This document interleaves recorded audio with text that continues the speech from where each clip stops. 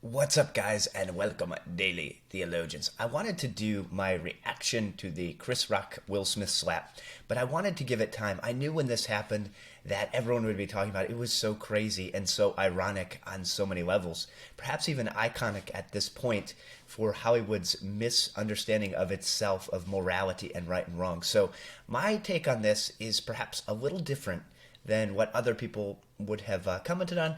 And I haven't looked at a lot of other reactions, but hopefully this is helpful for you from a biblical standpoint. But first, let's watch this. Lord! Jada, I love you. G.I. Jane 2, can't wait to see it. All right?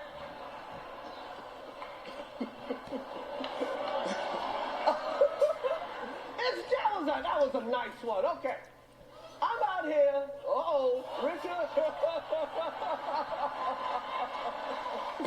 Oh, wow. Wow.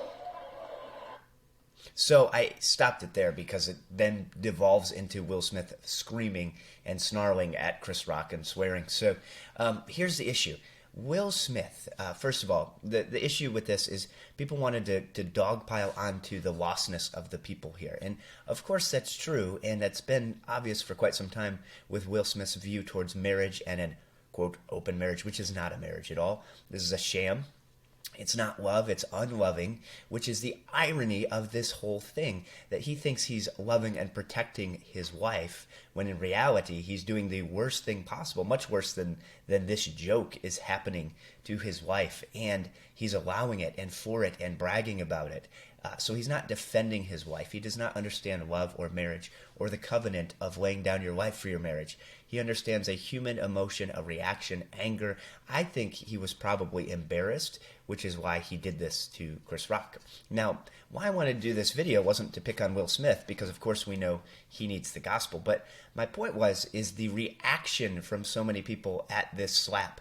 When Hollywood pumps out filth after filth and lust and murder and adultery and all these things, and they say, well, this slap is the real thing, this is the real problem. That's really the issue that I've seen, is people think this is the problem, when the problem is the things they're making, producing, the things that people are buying. We now know that companies like Disney have a clear agenda, which of course was obvious, but now it's on record that is their agenda, to indoctrinate kids. And Hollywood is no different. They basically do this in their movies. They glorify violence, they glorify money, they glorify all these things that are clearly evil, and they defame Jesus, using his name as a cuss word, like the Wolf of Wall Street, using Jesus' name as a cuss word. They defame God himself, and they idolize this view of success. So the thing that's shocking to me is how shocked people were by this slap, instead of the amount and quantity and quality of information that they put out in their movies. We're upset about this. Now, this is wrong, but they say, well, violence, this is violence. What about the 9,000 acts of violence in the last movie you produced, or the glorifying death and things like that?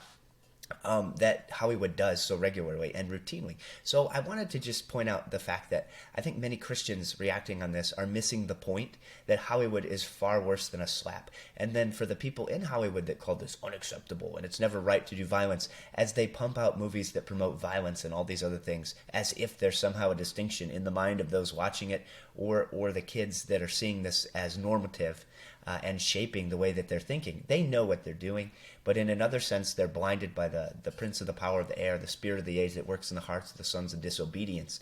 And they need to repent and believe in the death, burial, and resurrection of the God-man, Jesus Christ. I would encourage you as a Christian to not get angry at them over this. They are lost. Is it wrong? Of course.